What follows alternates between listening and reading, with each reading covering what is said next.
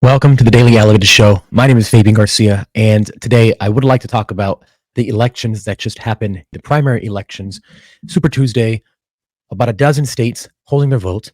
What I'd like to specifically talk about is something that I've been a little bit torn on, is San Francisco. So San Francisco, as we know, is the hotbed of progressivism. It's Gavin Newsom's playground. It is diminished itself into its violent hellhole of homelessness, drug addiction, and just crime, specifically property crime, especially. And we can get into that about why I believe that property crime is being allowed to happen. But I was looking at the news yesterday, and there was two propositions specifically that passed in San Francisco that people were touting as, look, San Francisco is no longer progressive. There was even a headline that came out and said, San Fran is no longer progressive because of these propositions that passed pretty overwhelmingly, something like 60-40, okay? And maybe I think a little more in some cases. However, something scares me about these propositions that have passed, and it's something that I've been talking about for a while. I actually made a video about this not too long ago. So I believe that in these very progressive cities, the goal is to induce and allow violence and crime to perpetrate around the city so that then you can install these draconian police measures akin to China, the same kind of facial recognition cameras, drone usage, bioinformation as far as DNA, using DNA to catch people. All of these things that China is using that keeps their population subjugated and essentially slaves in open air prisons, which is what they have done basically with 15-minute sittings. They have been shipping that technology around the world. South America has bought a lot of this technology for safety reasons. So has Africa. So they have created a way. China is very revolutionary in what they do, and not in a good way. They created the first true cultural revolution that had communists take over China that is still in power. I think it's 70 something years at this point. And they also were the first state to create a police state in this way, where they use technology to enslave the humans. From everything you do is seen. There is no privacy whatsoever.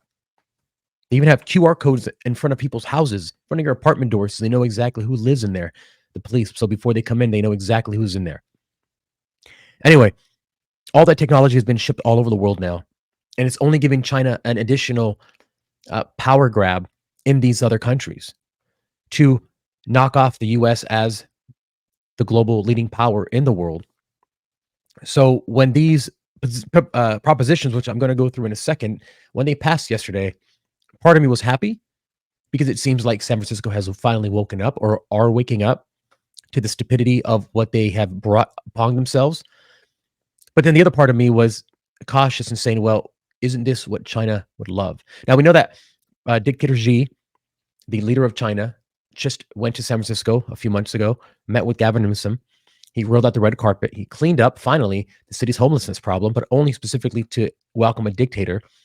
One of the most, I think, at the moment in this world, he is the most egregious aggressor of human rights violations, hands down, in China, where you have the Uyghurs, who are 2 million Turkic Muslim Turkic speaking Western Chinese people who are in open air prisons, and a whole host of other things that he does that the United Nations seems to not be able to castigate him because they have a seat.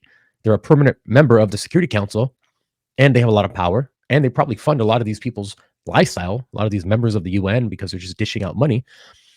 But it reminded me that that could possibly be a step to what they have in China. And I'm going to go over this proposition because on a surface level, it seems very good. It seems like, as I said, San Francisco has finally woken up. It seems like people are starting to get their wits and started to make change and vote for police action and to prosecute crime. But then when you think about what China has done, you may think differently. So let me go ahead and bring up this proposition here. I'm going to read the summation of Proposition E, and then I'm going to read to you the ACLU, which was against this, because I think the ACLU is in a very precarious situation where they can't agree with it because of some certain, that they're actually on the side of conservatives slightly in this matter, which is really funny to see them struggle with this. So Proposition E was passed by San Francisco voters with a 63% voting in favor, based on the total of last Tuesday. Prop E called for reducing reporting requirements when police use force letting body camera footage replace written reports for certain kinds of incidents, allowing police, here it goes, to install surveillance cameras without oversight, and using drones with facial recognition technology. It also called for letting police initiate car chases when they suspect someone has committed certain types of misdemeanors, and also limiting some powers of these police commissioner. So it was supported by their leftist mayor, London Breed, but opposed by more left-leaning groups who felt that these ideas repeal years of progressive reforms. So that's interesting, where you have a mayor of the most leftist city. I mean, Seattle might have a claim to that title, but a very leftist city. But then you have even more left organizations who are opposing it. And now I want to bring up the ACLU's opposition to it, because I wanted to read someone who was against it to see how the opposition to it thought in relation to what I had thought about regarding this matter. So let me go ahead and bring up the ACLU. I can't believe I'm reading them. So the ACLU says, vote no on Prop E. The ACLU strongly opposes this proposition.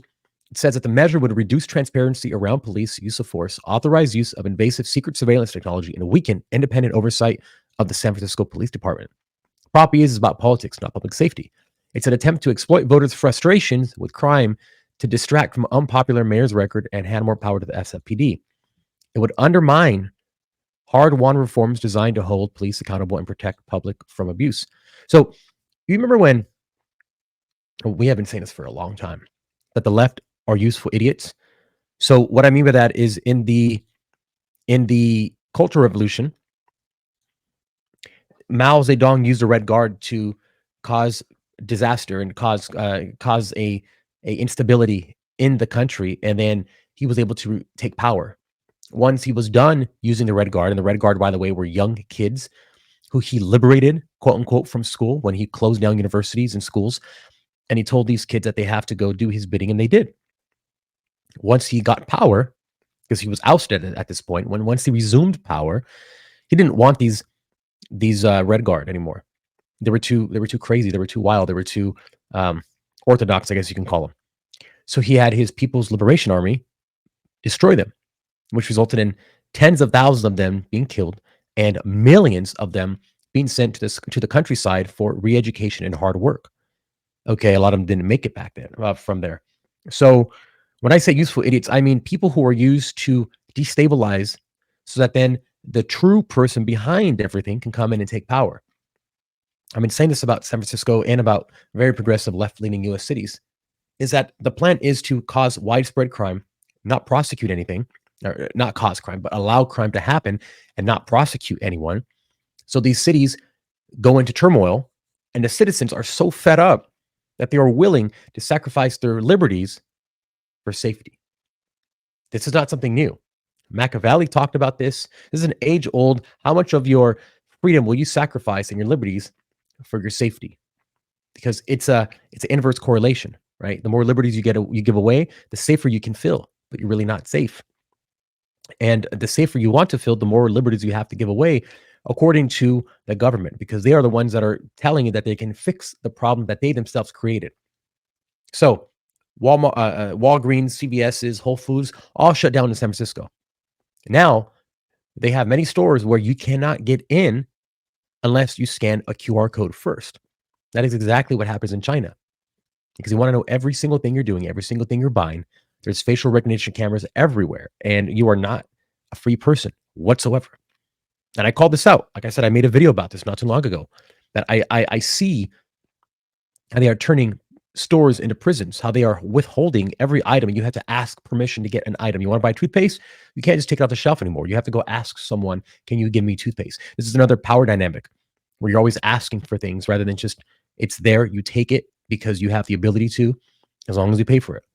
So when the ACLU is coming out against this, they're in a precarious situation because they don't understand, or they don't have the capability of playing both sides on this. It goes on to say, and let me bring that back up. Well, rather, especially when they talked about invasive secret surveillance technology and weaken independent oversight of the police department. So there's good and bad in that, right?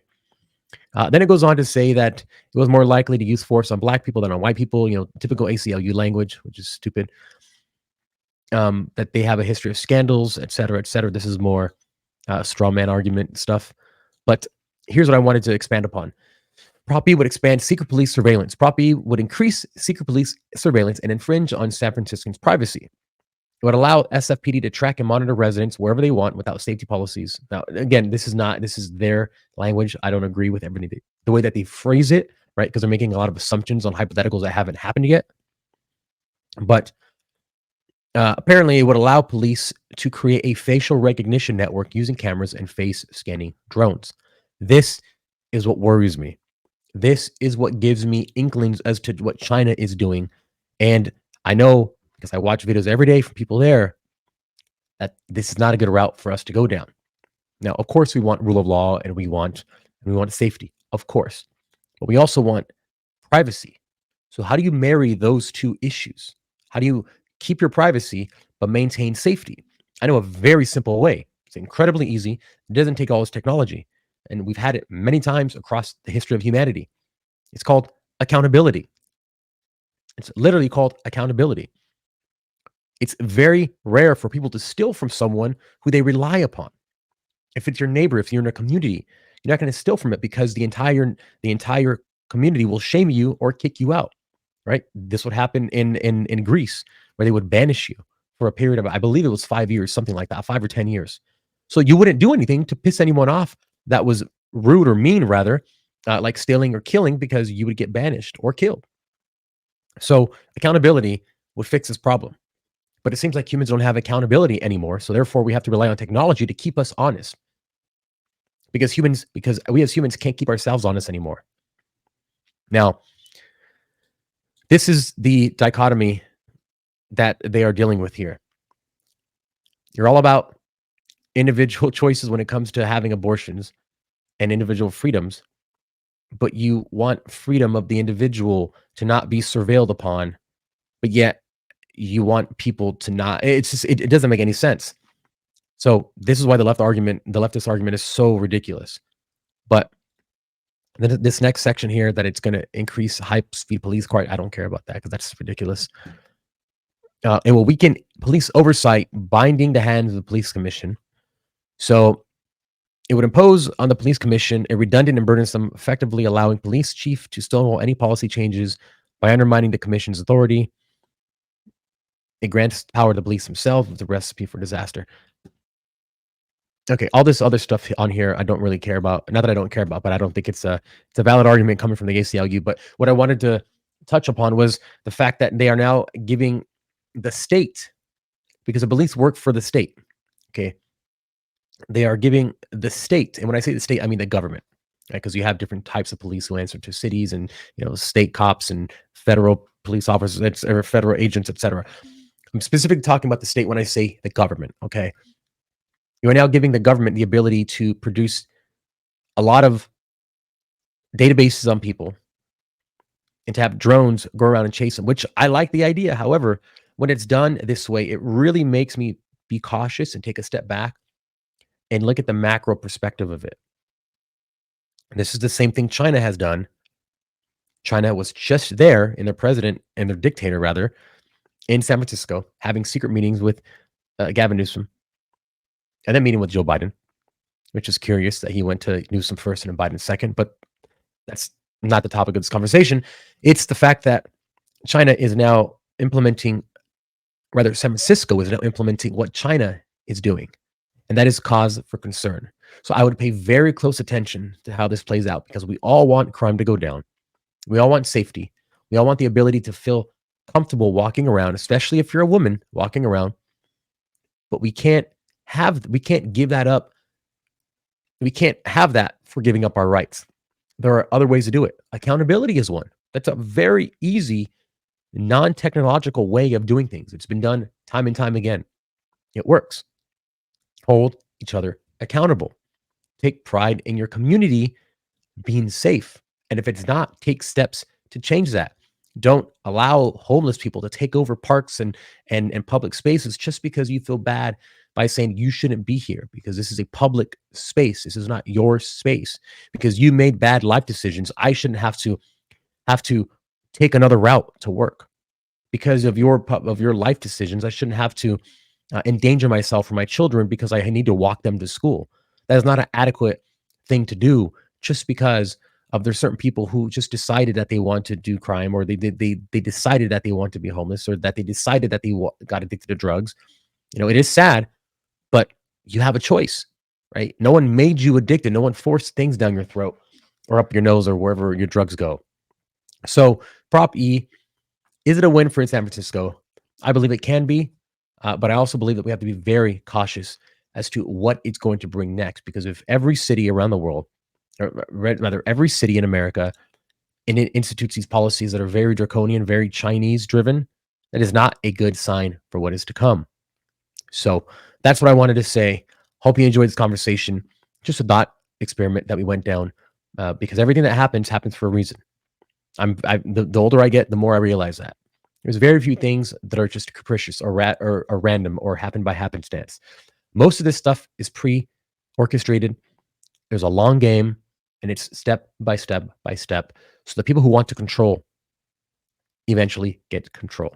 So just be on the lookout, be cautious, and never believe anything that someone says to you on the first glance. Always use critical thinking to think for yourself. Thank you for watching, and I will see you next time.